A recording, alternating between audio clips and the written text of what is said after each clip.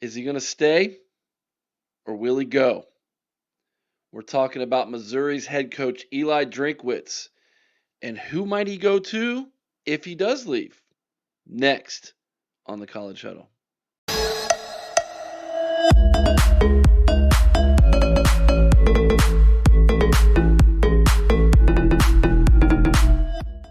You have landed on home base for the College Huddle 87 independent college football and basketball podcast from coast to coast covering your favorite schools. And this is the mothership. Make sure you like this video, subscribe to the channel. Thank you for everybody who has subscribed in the past month. It has been a fantastic month here at the College Huddle as we continue to try our very best to produce for you the very best college football content from coast to coast. Make sure you let us know what you think about what we think down in the comments section below. Talking about Eli Drinkwitz, the head coach from the Missouri Tigers.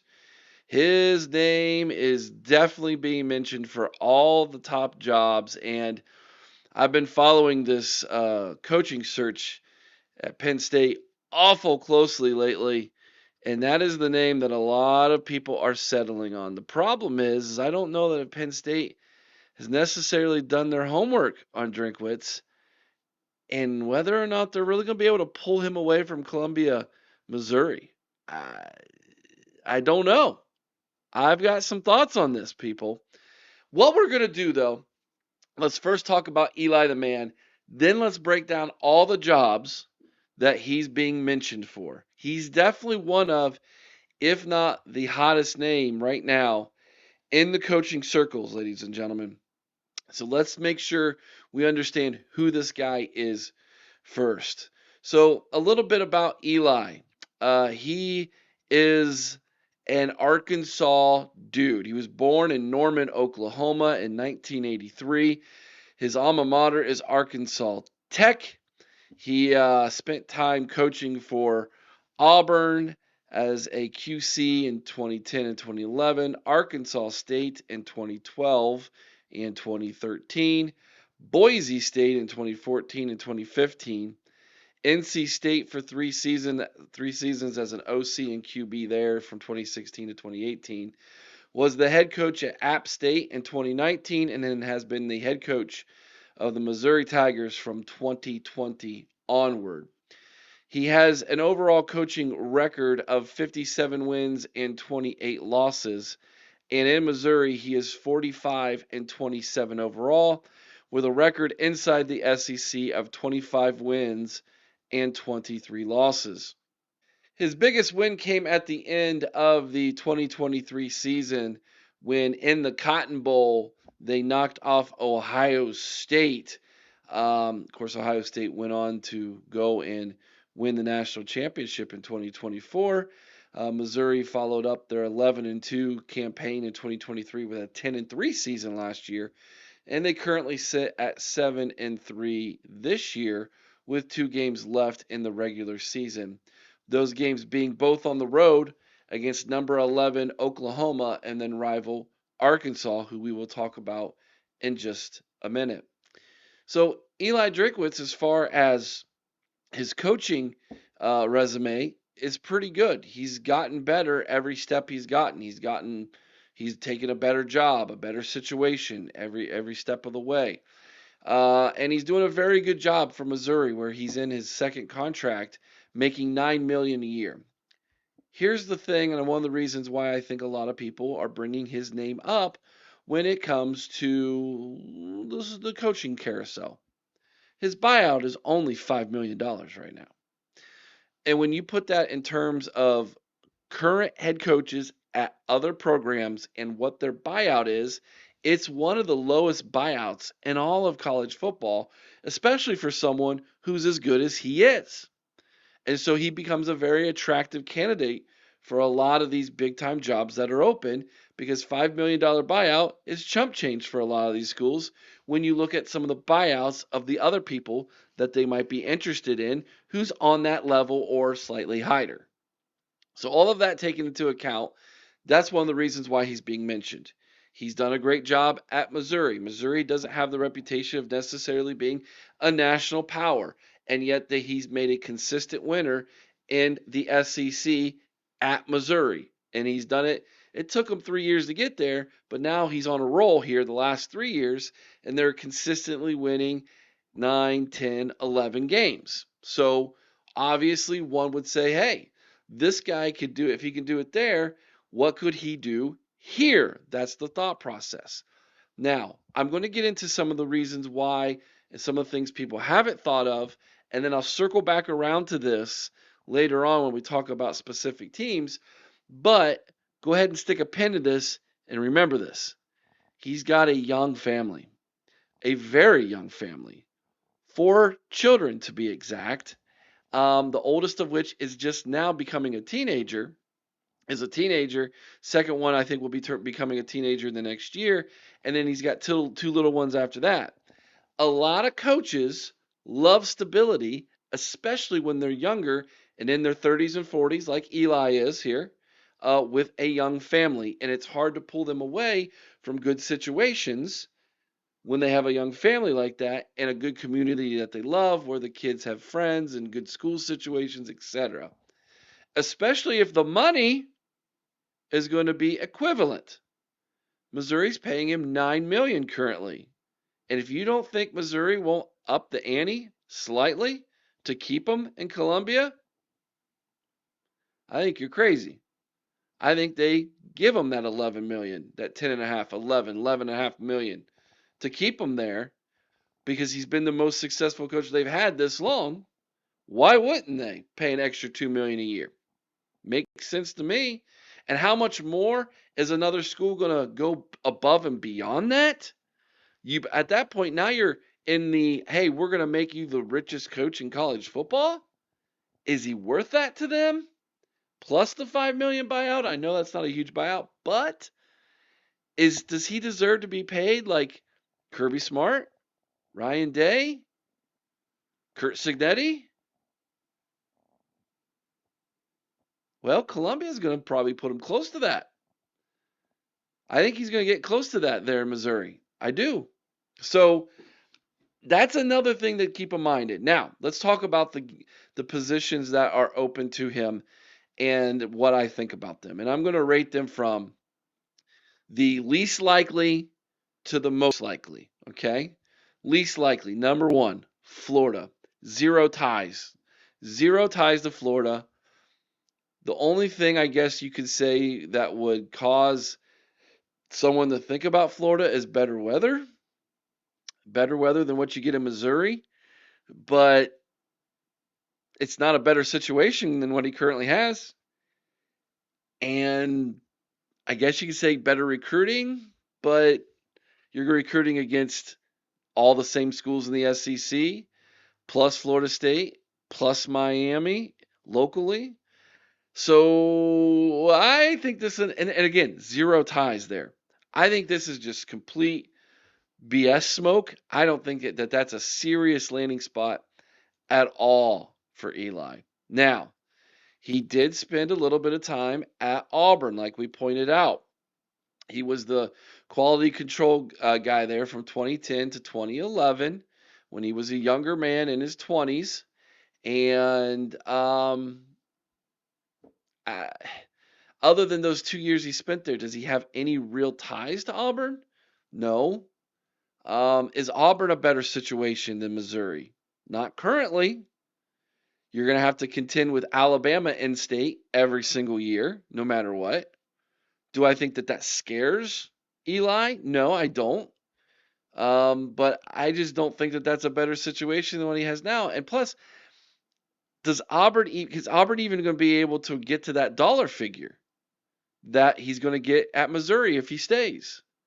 So, yeah, there's smoke and there's articles being written by the Auburn media that are kicking tires on this situation, but kicking tires and actually being a serious contender are two different things. I don't think Auburn's a serious contender for him. Now, a lot of people are going to laugh at this one and say, how in the world can you have this team above the last two you just mentioned? Let me explain.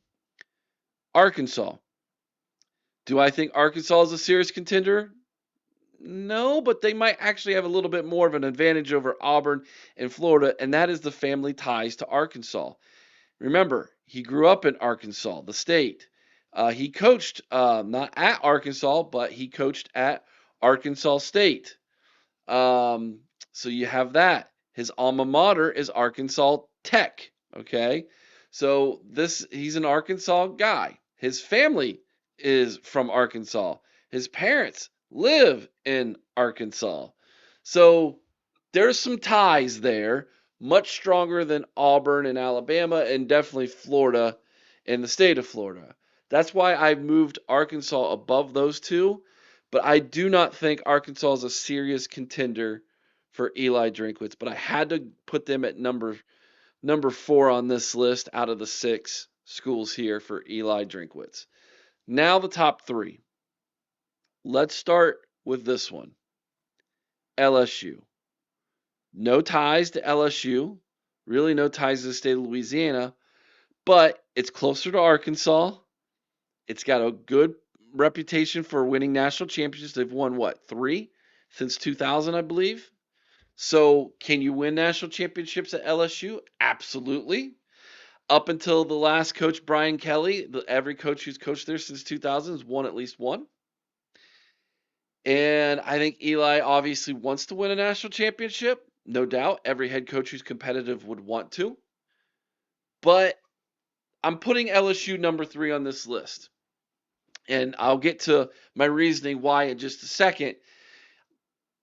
I think he's at a better situation currently for him personally. Not better situation as far as program history, things of that nature, but a better situation for him personally at Missouri than at LSU. LSU's program right now is taking some massive hits, dude. They are taking some huge punches. And it's not looking too good right now for LSU on a national scale. So I'm not so sure that Eli would even want to go down that path, to be completely honest with you. Which leads me to my next one. And boy, oh boy, you want to talk about smoke around a school.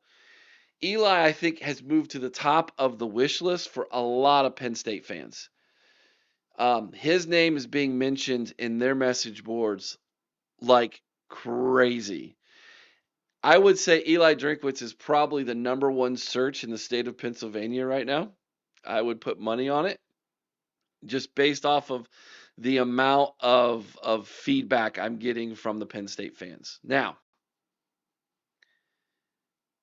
Eli Drinkwitz, is he better than James Franklin? That's the question here. On paper, no. But I think if you give Eli Drinkwitz that same roster that James Franklin has had, the answer to that question will be yes. Can he recruit as James Franklin? That remains to be seen. Can he develop better than James Franklin? 100% yes. Can he out-scheme better than James Franklin? Again, I think 100% yes. Will he be a better coach for Penn State in the long run than James Franklin? I believe so. However, all of that being said, Penn State's expectations there and what they're going to be expecting, some people are going to say that Eli Drinkwitz is not the splash hire that they were expecting. And I'm going to stick to my guns here and say, if you're going to hire Eli Drinkwitz and pay him like he is the top coach in college football without even going to a college football playoff, are you setting yourself up for unfair expectations and eventual failure? That would be my pushback question to them. And I'm just going to be 100% honest. Again, stick to my guns. I think Pat Fitzgerald would be a better hire for Penn State than Eli Drinkwitz. Not saying Eli's not as good of a coach as Pat Fitzgerald, but for all the reasons you all are giving me for Eli Drinkwitz is why you think he will succeed at Penn State, apply those same standards and that same line of thinking to Pat Fitzgerald and tell me how in the world it's not the same, if not better for Pat. Plus, You're not going to have to pay Pat Fitzgerald anywhere near the amount of what you're going to have to pay Eli Drinkwitz for him to leave Missouri. Which brings me to my number one team on this list and why I think he stays. I think he stays at Missouri. He's going to get paid just as much, number one. Number two, he's got a good situation there in the community he's in with the fan base who loves him with his children. Do you want to move your family of 4 children and family of 6, counting yourself, wife and children, away from your situation you currently have where you're close to your family already, at least closer, in a community that adores you and adores your wife and children, where you're safe? Do you want to pull them away from all of that into what could be a situation where you're going to have to deal with maybe a hostile fan base if you don't achieve in the first year or two the expectations that are going to be placed on you, which are going to be much higher than where they are at Missouri? And plus, I think Eli Drinkwitz thinks I'm very close to breaking through that glass ceiling and getting this team to the college football playoff. And I think he's right in that thinking. Let me read for you a text message. A text message from a Missouri guy who I would love to mention but cannot. But he deserves all the credit in the world here. And this is his response to my questions about Eli, whether he stays or goes, and what he thinks. And now keep in mind, this is a Missouri guy. This is a Missouri podcaster who's connected to the Missouri and obviously doesn't want to see him go. This is his text message to me. It's all speculation at this point. If he's smart, he stays where he's built a long leash. Any other job he takes, he has less than 3 years to make the playoffs. Nobody is bringing him in for 8 or 9 win seasons. Most appealing job would be Penn State, simply because of scheduling. The bottom half, now keep in mind this is an SEC guy. The bottom half of the Big Ten is nowhere as good as the bottom half of the SEC. The path to the playoffs looks easier there at Penn State than obviously anywhere else in the SEC. My gut tells me that he stays though. He spent 6 years in Como and he has 4 daughters, all in school, that have established lives here. I understand it's in the coach's DNA to move around, but I think they all want that home in the end. He says Bobby at FSU, Joe at Penn State, Beamer at Virginia Tech, Saban at Bama, and so on. The fact that this guy is putting Drinkwitz's name in that list of coaches like that tells you what they think of this man. It's going to be really hard for him to turn away a $2 million raise to stay at a place where he's built this and been successful and thinks he can do at any of these other schools what he thinks he can do here and is on the verge of doing where he's already built it. I think Eli Drinkwitz stays with Mizzou. What do you think? Let me know your thoughts down in the comment section below. Is this the kind of news that you were expecting to hear? If you're a Penn State fan, if you're an LSU fan, give me your rebuttal. Why do you think that you can pull him away from Missouri? If the money's going to be similar and the expectations aren't even going to be as high where he's at and he's happy where his family is, what makes you think you can pull him away? Would love to know your thoughts down in the comments section below. Thank you again so much for all of you who have subscribed and for liking this video. We'll be back with another video here on the College Huddle in a day or two. Make sure that you ring that bell and get notified so you don't miss it.